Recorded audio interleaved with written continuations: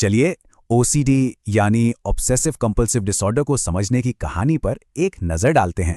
इसकी शुरुआत किसी परिभाषा से नहीं बल्कि 500 साल पुराने एक पर्सनल अकाउंट से होती है।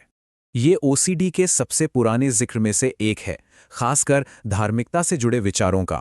और सदियों तक इसे मेडिकल प्रॉब्लम नहीं बल्कि एक आध्यात्मिक या नैतिक संघर्ष ही माना गया।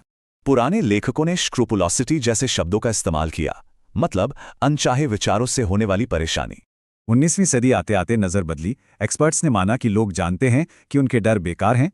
फिर आए फ्राइड, जिन्होंने इसे कंपल्सिव न्यूरोसिस कहा और इसे बचपन के दबे हुए कॉन्फ्लिक्ट से जोड़ा। लेकिन असली बदलाव आया मॉडर्न साइंस से, जिसने बायोलॉजिकल, बिहेवियरल और कॉग्निटिव मॉडल सामने रखे। तो अब हम ये देख सकते हैं कि ओसीडी का एक बायोलॉजिकल आधार है जो दिमाग से जुड़ा है।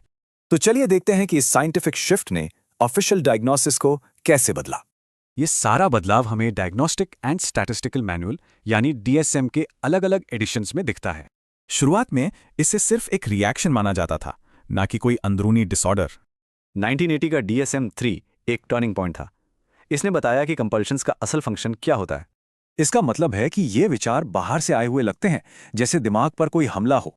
इससे उन लोगों को भी शामिल किया गया जिन्हें यकीन होता है कि उनके डर एकदम असली हैं। अब डायग्नोसिस में ये बताना जरूरी है कि व्यक्ति को अपने विचारों पर कितना इंसाइट या यकीन है। इस बदली हुई समझ ने डीएसएम में एक बहुत बड़ा स्ट्रक्चरल बदलाव किया।